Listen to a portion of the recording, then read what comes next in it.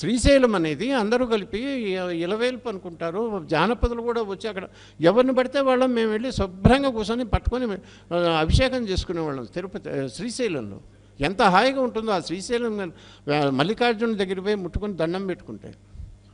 అది ఇవాళ వెళ్ళగలరా ఎవడన్నా? ఎంత వసూలు చేస్తున్నారు? 5,000 ఎంతో, 5,000 ముట్టుకోవటానికి. తిరుమలలో వెళ్తే 15,000 10,000 కడితే శ్రీవాణి ట్రస్ట్ నీకు ఇస్తామనంటే, మరి నువ్వు రాజకీయం వ్యాపారం చేస్తున్నావా? Who the hell are you అని మనం ఏమైనా అడిగామా?